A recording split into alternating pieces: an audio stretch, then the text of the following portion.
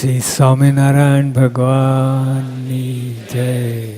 વચનામૃત મધ્યનું 63મું બળ પામવાનું. સ્વામિનારાયણ હરે સંવત 1881 માગસરવદી બીજને દિવસ સ્વામી શ્રી સહજાનંદજી મહારાજ શ્રી ગઢરાબદ્દે દાદા ખાચરના દરબારમાં પોતાના અવતારણ વિશે વિરાજમાન હતા.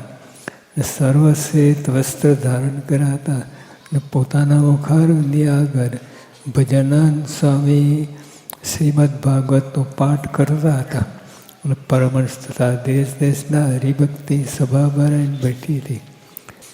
હવે જીવને બળ પામવાનું, જે આપણે બાજરો ને ઘઉં ને બધું ખાઈએ ને શરીર બળને પામે, અને આ જીવને બળને પામવાની વાત અને અતિશય બળને પામે એવો ઉપાય મહારાજ બતાવે છે. અને એથી પણ બળ પામવાનો એક અતિશય મોટો ઉપાય છે. બીજા બધા ઉપાય કયા? ધ્યાન રાખવું પડે અને જીવને બધું કેવું કંટ્રોલ કરવું પડે, એ બધી ક્રિયા બહુ અઘરી છે. પણ આ ક્રિયા, આ જે ઉપાય બતાવે છે એ બધાને સહેલું છે. કરવું હોય તો, ના કરવું હોય તો બધું હુઈ રહે, પણ કરવું હોય તો એના માટે અતિશય બળ પામવા માટે આ ઉપાય છે. ભગવાન ને ભગવાનના જે સંત તેને છે, જેને પ્રીતિ હોય, જો અને તો આપણે બધામાં છે, ઓછું વધતું હોય, પણ ભગવાન ને ભગવાનના જે સંત તેને વિશે જેને પ્રીતિ હોય ને તેની સેવાને વિશે અતિશય શ્રદ્ધા હોય, અહીંયા લબડાય ન થાય, સેવાને વિશે અતિશય શ્રદ્ધા હોય, શ્રદ્ધાની અતિશય શ્રદ્ધા હોય એની ભગવાન ને ભગવાનના જે સંત તેને વિશે જેને પ્રીતિ હોય ને તેની સેવાને વિશે અતિશય શ્રદ્ધા હોય ને ભગવાનની નવદા ભક્તિ યુક્ત હોય, તેના જીવને તત્કાળ અતિશય બળ આવે છે. આ ત્રણ વસ્તુ આવે. એક તો ભગવાન ને ભગવાનના જે સંત તે અતિશય પ્રિય, એ સહેલામાં સહેલો ઉપાય છે. અને ભગવાન પણ પોતે જ ઉપાયભૂત છે. એ જીવને એવી રીતે દોરે છે કે એમાં હેત થાય અને એના ભલું થાય, એવી રીતે મહારાજ કરે.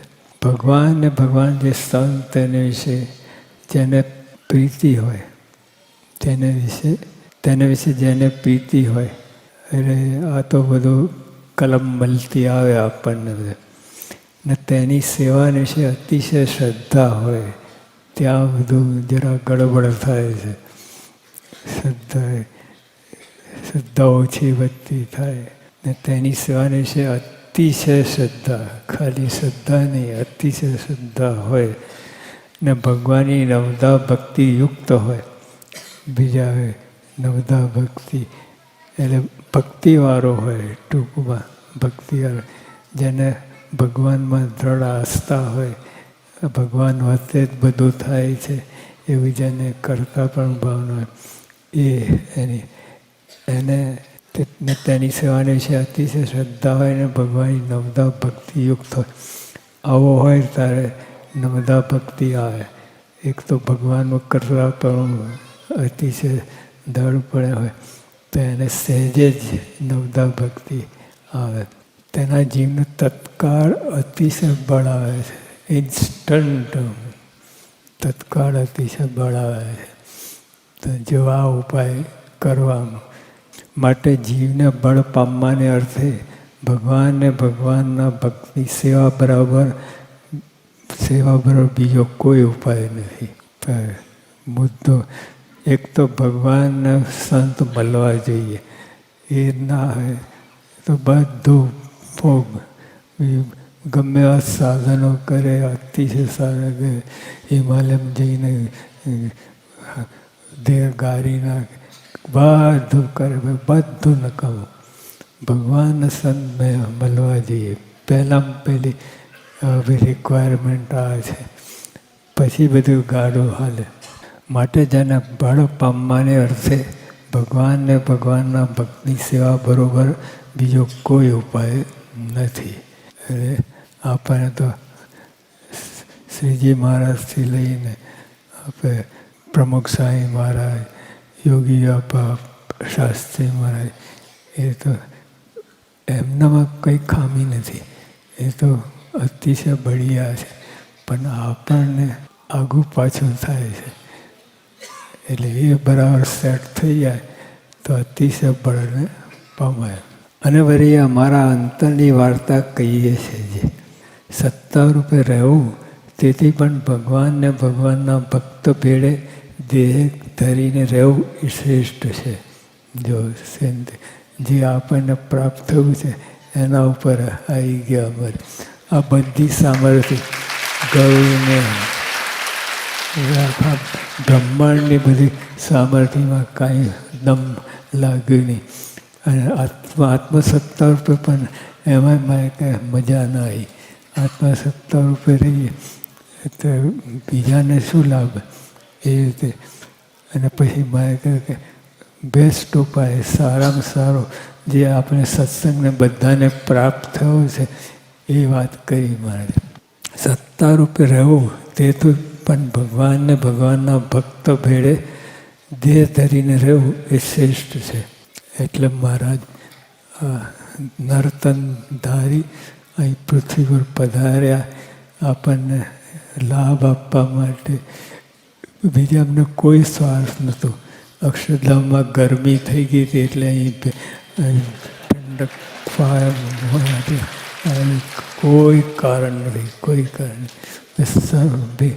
એકલા ભગવાનના ભક્ત હોય એની ભેળા મહારાજે કહ્યું રહેવું છે.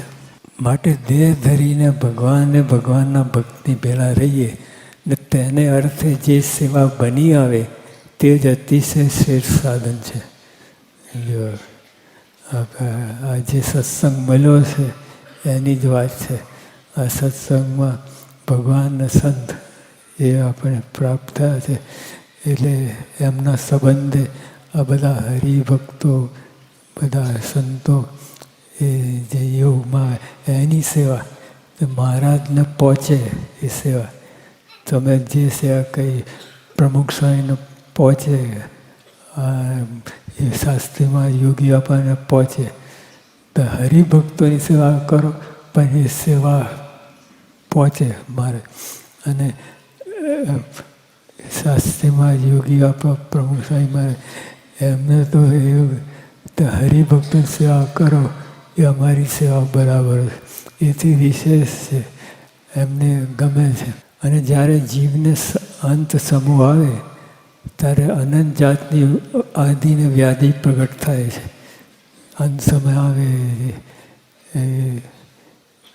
તે વખતે એવું, જો આખા દિવસમાં ધામધૂમ બધી પ્રવૃત્તિ કરતા હોઈએ તો રાત્રે સપનામાં આવે. અને આખી જિંદગી જે પ્રવૃત્તિ કરે અંત સમય આવે. અંત સમય જે આગું પાછું કર્યું હોય, ભક્તિ કરી હોય, બધું જ અંત સમય આવે. અને જ્યારે જીવને અંત સમય આવે તો અનંત જાતની આદિને વ્યાધિ પ્રગટ થાય છે. પછી ભગવાન કે ભગવાનના સંતનું જ્યારે દર્શન થાય છે તો સર્વે દુઃખનો નાશ થઈ જાય. અને છેવટે ભગવાન કૃપા કરીને કેટલાયને દર્શન દે છે. અંત સમય જાતે તેડી જાય છે બધી. પણ એ હવે બધી ઉપાધિ સમી જાય છે. નહીં તો ભગવાન સંત ના આવે અંત સમય એટલે તમારે તો ચક્ર બધી વાત ચડે ને ક્યાંય ને ક્યાંય આપણે ગોતા ખાઈએ. તો ભગવાન એટલે એવી ભક્તિ કરવી, એવી ભગવાન સંતમાં એવું હેત રાખવું, અંત સમયે દર્શન દે તમે. એટલું જ સારું છે. પછી આગું પાછું કરીએ, ગડબડ કરીએ એ તમારી જવાબદારી છે. એવી સેવા કરી શાસ્ત્રીમાં જેવા પુરુષ ક્યાંથી મળે? આખા બ્રહ્માંડમાં આપણે કેટલી બુદ્ધાની વાત, અક્ષર રૂપ આપણે થવાની વાત એમને સમજાવી દીધી. અને સાર છે અક્ષરમ અહમ પુરુષોત્તમ દાસોસ્મિ. એ અક્ષરરૂપ થવું, હું ને અક્ષરરૂપ થવું નહીં, હું અક્ષર છું એ વાત. અક્ષર એમ બીજા આપણે કોઈ કાંઈ કરવાનું નથી. પોતે અક્ષરરૂપ થઈને ભગવાનની ઉપાસના કરવી એ વાત આવે છે. એટલે ટૂંકમાં શાસ્ત્રીમાં જો કાંઈ બાકી રાખ્યું નથી. બધું આપણે એક તો મૂર્તિ મધ્ય મંદિરમાં મહારાજ સ્વામીને બેસાડ્યા, એ બહુ મોટું કામ કરે. આપણને લાગતું નથી અત્યારે એ બધું મહારાજ બધા શાસ્ત્રીમાં બધા કષ્ટો વેઠ્યા, બધું કર્યું અને મહારાજને સ્વામીને મધ્ય મંદિરમાં એ બહુ સુરવીરતાનું કામ, બહુ માથા સાથે બધું આ કાર્ય કર્યું. પણ મહારાજ તો એક ખૂણામાં પડ્યા હતા વડતાલમાં, અને કોઈ રીતે આગળ આવે એવા નહોતા. પણ શાસ્ત્રી મહારાજે જોર કરીને અને મહારાજ સ્વામીને મધ્ય મંદિરમાં લાઈને પધરાવી દીધા. હવે એવા શાસ્ત્રી મહારાજ એમાં કેમ હેત ના થાય, એમાં કેમ પ્રીતિ ના થાય? બીજા મુક્તાન સ્વામીએ કહ્યું, ના મહારાજે ગુણાતીતાન સ્વામીએ કહ્યું કે મુક્તાન સ્વામી જેવામાં હેત ના થાય ને ભૂંડણ જેવી ડોસી હોય એમાં હેત થાય. આવું છે તે બધે હેત તોડીને ભગવાનના સંતમાં હેત કરવું.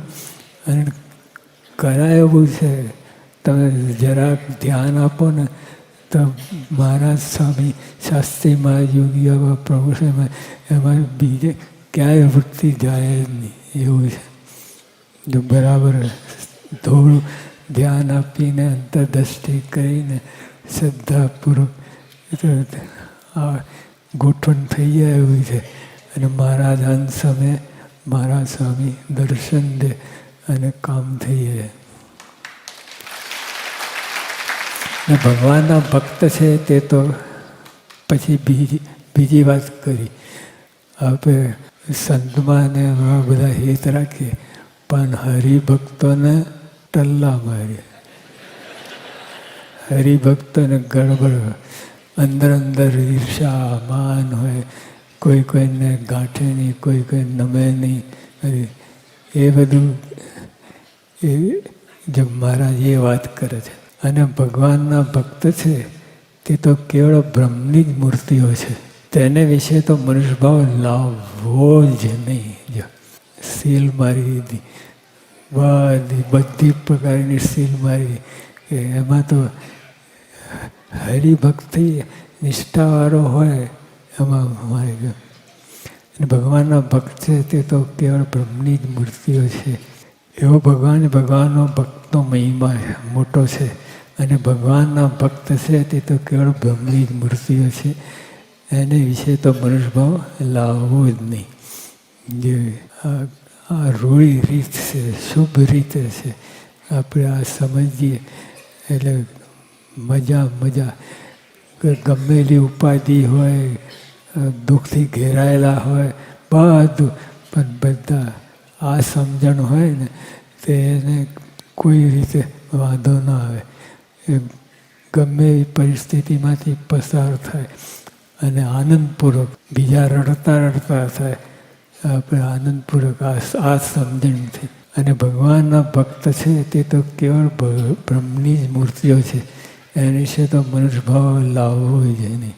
આ બધાની આજ્ઞા કહીએ, સંતોને અમે બધાને કોઈ બાકી રાખે નહીં.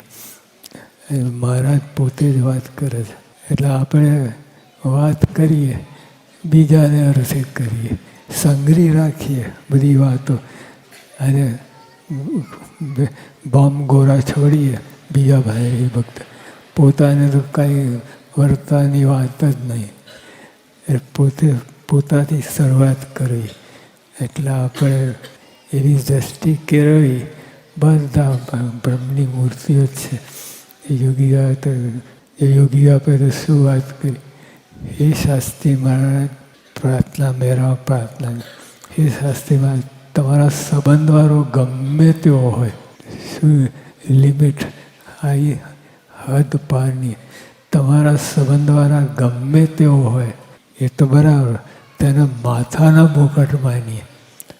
ઠેઠ આપણે ભય ઉપરથી લઈને માથાના મુકટ માનીએ. કેવી સમજણ! એટલે આવી સમજણ મસ્ત આનંદમાં રહેતા. એ બે સેવા કરે, ભક્તિ, પછી બધું થાય. આવી સમજણ હોય ને બધું થાય. કઠણમાં કઠણ સાધન હોય તે પણ થાય. વાસણ ટૂંકવાનું આગળ બધું પ્રેમથી થાય. પણ જો આ કલમ હાથમાં આવે તો બધું થાય. જેમ પોતાના દેહના કુટુંબી હોય છે ને તેને તેના હિતને અર્થે આપણે વળીએ કહીએ ને આપણને તે વળીને કહે, પણ અંતરમાં કોઈને આંટી પડતી નથી. આંટીને વાત સત્સંગમાં આંટી પડી તે મર્યો. આંટી અંદર આંટી ઘૂંટી તો બરબાદ કરે. કોઈ સાથે આંટી પાડવી નહીં, કોઈ સાથે મારે કંઈ કોઈને દારો દેવો નહીં. તેમ ભગવાનના ભક્ત સંગાતે વર્તવું જોઈએ. એટલે કોઈ આંટી ઘૂંટીમાં પડવું જ નહીં. બધા બ્રહ્મની મૂર્તિઓ જ છે, દિવ્ય છે, નિર્દોષ છે એવું જાણીને તેને સત્સંગનું ખરેખર સુખ આવે. અને છતી દે અક્ષરધામમાં જ બેઠો હોય એવું સુખ આવે.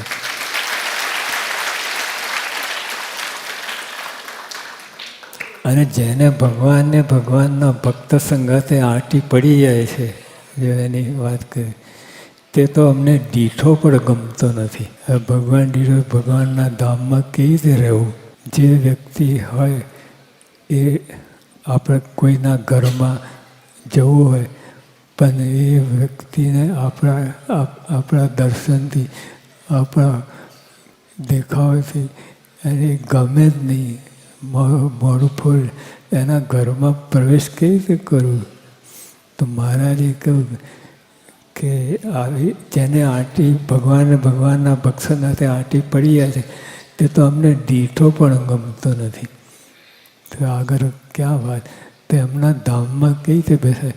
એમના ધામમાં આનંદ મુક્તો છે, એની ભેગા કેવી રીતે ભળી જાય?